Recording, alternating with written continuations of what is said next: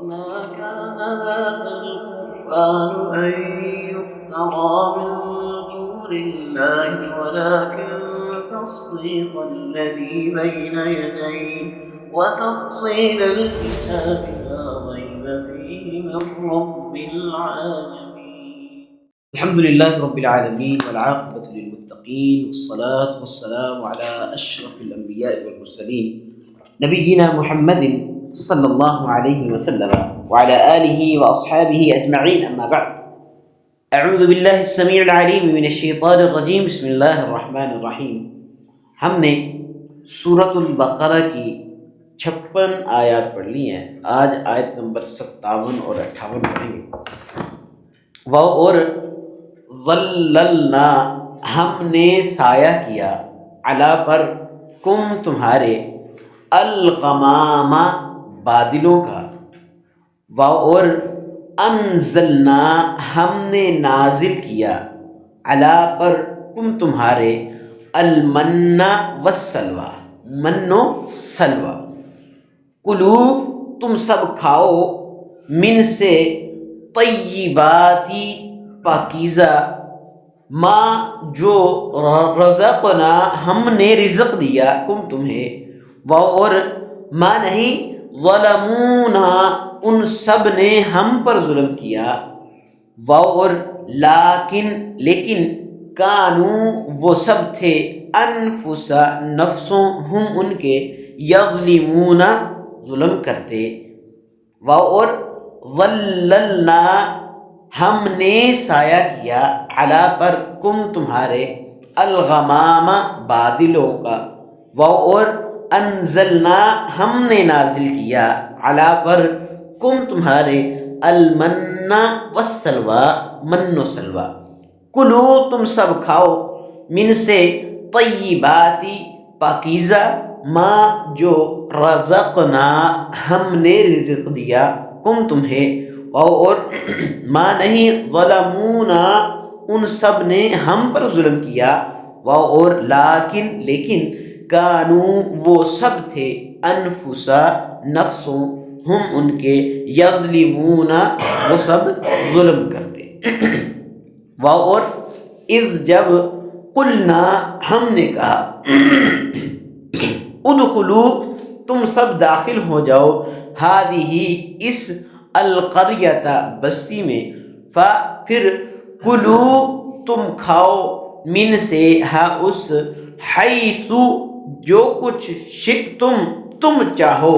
رغدن، سیر ہو کر، جی بھر کر، اور ادخلوا، تم سب داخل ہو جاؤ، الباب، دروازے میں، سجدن، سجدہ کرتے ہوئے، اور قولوا، تم کہو، حطۃ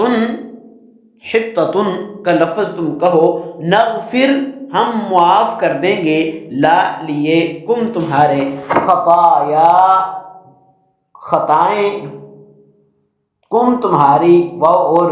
سین، عن قریب، نزید، ہم زیادہ دیں گے، المحسنین، احسان کرنے والوں کو. اور اذ جب، قلنا، ہم نے کہا، ادخلوا، تم داخل ہو جاؤ، ہذہ، اس، القریۃ، بستی، پھر، کلو، تم کھاؤ، من سے، اس، حیث، جہاں سے، شئتم، تم چاہو، رغدن، سیر ہو کر، اور ادخلوا، تم سب داخل ہونا، الباب، دروازے، سجدن، سجدہ کرتے ہوئے، اور قولوا، تم سب کہو، حطۃ کا لفظ، نغفر، ہم معاف کر دیں گے، لا، لیے، کم تمہارے، خطائیں، کم تمہاری، اور سین، عن قریب، نزید، ہم زیادہ دیں گے، المحسنین، احسان کرنے والوں کو. وظللنا علیکم الغمام، وظللنا، اور ہم نے سایہ کیا، علیکم، تم پر، الغمام، بادلوں کا، وانزلنا علیکم، اور ہم نے تم پر نازل کیا، المن والسلوى، من و سلوى. کلو من طیباتی، تم پاکیزہ چیزوں میں سے کھاؤ، ما رزقناکم، جو ہم نے تمہیں رزق دیا ہے، وما ظلمونا، انہوں نے ہم پر ظلم نہیں کیا، ولیکن کانوا، لیکن وہ تھے انفسہم یظلمون، اپنے آپ پر ہی ظلم کرتے تھے۔ وَإِذْ قُلْنَا ادْخُلُوا، اور جب ہم نے کہا ادخلوا، تم سب داخل ہو جاؤ، هذه القرية، اس بستی میں، فَكُلُوا مِنْهَا حَيْثُ شِئْتُمْ، پھر تم اس بستی سے جہاں سے چاہو کھاؤ، رغداً، جی بھر کر، وَادْخُلُوا الْبَابَ سُجَّدًا، اور تم دروازے میں سجدہ کرتے ہوئے داخل ہونا، وَقُولُوا حِطَّةٌ، اور تم حِطَّةٌ کہو، نَغْفِرْ لَكُمْ خَطَايَاكُمْ، ہم تمہاری خطائیں معاف کر دیں گے، وَسَنَزِيدُ الْمُحْسِنِينَ، اور ان قریب ہم احسان کرنے والوں کو زیادہ دیں گے۔ وَظَلَّلْنَا عَلَيْكُمُ الْغَمَامَ، اور ہم نے تم پر بادلوں کا سایہ کیا، وَأَنزَلْنَا عَلَيْكُمُ الْمَنَّ وَالسَّلْوَىٰ، اور کھانے کے لیے تم پر من و سلوہ اتارا۔ اکثر مفسرین کے نزدیک یہ مصر اور شام کے درمیان میدان طیہ اس کا واقعہ ہے، جب بنی اسرائیل والوں نے اللہ تبارک و تعالیٰ کے احکامات سے اعراض کیا تو عمالقہ کی ایک بستی تھی، اس میں داخل ہونے سے انکار کر دیا، اور بطور سزا بنی اسرائیل کو 40 سال تک طیہ کے میدان میں گزارنے پڑے، انہیں رہنا پڑ گیا۔ بعض کے نزدیک یہ بات جو ہے وہ صحیح نہیں ہے، وہ کہتے ہیں کہ صحرائے سینا میں اترنے کے بعد جب سب سے پہلے پانی اور کھانے کا مسئلہ درپیش آیا تو اسی وقت یہ انتظام کیا گیا۔ بہرحال جہاں بھی تھا انہوں نے، اللہ تبارک و تعالیٰ نے ان کے لیے اس چیز کا انتظام کیا، المن والسلوى، من و سلوہ۔ المن بعض کے نزدیک ترنجبین ہے، یا اوس جو درخت یا پتھر پر گرتی ہے، شہد کی طرح میٹھی ہوتی ہے اور خشک ہو کر وہ گوند کی طرح ہو جاتی ہے، اور بعض کے نزدیک شہد یا پھر میٹھا پانی ہے۔ بہرحال المنہ اس سے مراد ان میں سے کوئی بھی چیز جو ہے وہ لی جا سکتی ہے۔ تو یہ اللہ تبارک و تعالیٰ نے اس کے ذریعے بنی اسرائیلوں پر احسان کیا۔ ویسے تو تمام نعمتیں ہی اللہ تبارک و تعالیٰ کے احسان ہیں، لیکن ان کے لیے پھر بھی انسانوں کو کچھ نہ کچھ محنت جو ہے اور مشقت اس کا اہتمام جو ہے وہ کرنا پڑتا ہے۔ جبکہ مننا یہ ایسی چیز کے لیے بولا جاتا ہے کہ بغیر کسی محنت اور مشقت کے وہ چیز حاصل ہو جائے، اسے المنہ کہا جاتا ہے۔ اسی لیے یہاں پر بھی المنہ کہا گیا کہ انہیں بغیر کسی محنت اور مشقت کے وہ چیز مل جایا کرتی۔ حدیث کے اندر آتا ہے المنہ کہ کھمبی ہے، کھمبی کی اس قسم سے ہے جو بنی اسرائیل اور حضرت موسیٰ علیہ السلام پر نازل ہوئی، اس کا پانی آنکھوں کے لیے شفا ہے، یہ حدیث کے الفاظ ہیں اور دیگر احادیث کے اندر بھی موجود ہے۔ تو اس کا مطلب یہ ہے کہ جس طرح بنی اسرائیل کو وہ کھانا جو ہے وہ بلا وقت پہنچ جاتا تھا، اسی طرح کھمبی بغیر کسی بونے اور سیراب کرنے کے پیدا ہو جاتی۔ اور السلوہ من جو ہے وہ چیز جس کے لیے کوشش نہ کرنی پڑے تو وہ ترنجبین ہے، یا کہہ لیں کہ شہد ہے، یا پھر کہہ لیں کہ کوئی اس طرح کی اوس کے ساتھ بننے والی گوند ہے، یا پھر کھمبی ہے۔ اور السلوہ بٹیر یا پھر چڑیا کی طرح کا ایک پرندہ تھا جسے ذبح کر کے وہ کھا لیا کرتے تھے۔ تو اللہ تبارک و تعالی نے ارشاد فرمایا کلوا من طیبات ما رزقناکم، اور کہا کہ ان پاکیزہ چیزوں سے کھاؤ جو ہم نے تمہیں رزق کے طور پر عطا کی ہیں۔ وما ظلمونا، انہوں نے ہم پر ظلم نہیں کیا، ولکن کانوا انفسہم یظلمون، بلکہ وہ اپنے آپ پر ہی ظلم کرتے تھے۔ وَإِذْ قُلْنَا ادْخُلُوا هَٰذِهِ الْقَرْيَةَ، اور جب ہم نے کہا کہ تم اس بستی میں داخل ہو جاؤ، تو اس بستی سے مراد جمہور مفسرین کے نزدیک جو ہے وہ بیت المقدس ہے، کہ اللہ تبارک و تعالیٰ نے حضرت موسیٰ علیہ السلام کو بنی اسرائیل کو لے کر فرعون سے نجات کے بعد بیت المقدس جانے کا حکم دیا۔ فَكُلُوا مِنْهَا حَيْثُ شِئْتُمْ رَغَدًا، پھر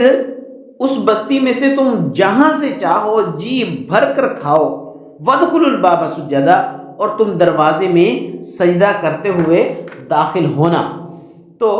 سجدہ سے بعض حضرات نے یہ مطلب لیا ہے کہ جھکتے ہوئے داخل ہو، اور بعض نے سجدہ شکر ہی مراد لیا ہے۔ مطلب یہ ہے کہ اللہ رب العزت کی بارگاہ میں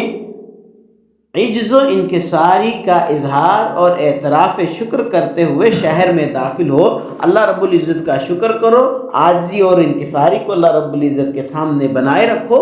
اور اللہ رب العزت کے سامنے سجدہ شکر کرو کہ اللہ نے تمہیں یہ شہر دیا ہے، یہ علاقہ دیا ہے، تاکہ تم امن اور سکون کے ساتھ جو ہے وہاں رہ سکو۔ وَقُولُوا حِطَّةٌ، اور تم حِطَّةٌ کا لفظ کہنا۔ اب حِطَّةٌ جو ہے اس کا مطلب کہ ہمارے گناہ جو ہے وہ معاف فرما دے، حِطَّةٌ ہمارے گناہ معاف فرما دے، اور تم کہنا کہ اللہ ہمیں بخش دے، نغفر لکم خطایاکم، ہم تمہاری خطائیں جو ہیں وہ معاف فرما دیں گے، بخش دیں گے، وَسَنَزِيدُ الْمُحْسِنِينَ، اور ان قریب ہم احسان کرنے والوں کو زیادہ دیں گے۔ تو اللہ تبارک و تعالیٰ نے ان انعامات میں سے، ان احسانات میں سے، ان نعمتوں میں سے ایک اور بڑی نعمت کا ذکر کیا جو کہ بنی اسرائیل پر کی، کہ اللہ رب العزت نے انہیں من و سلوہ عطا فرمایا،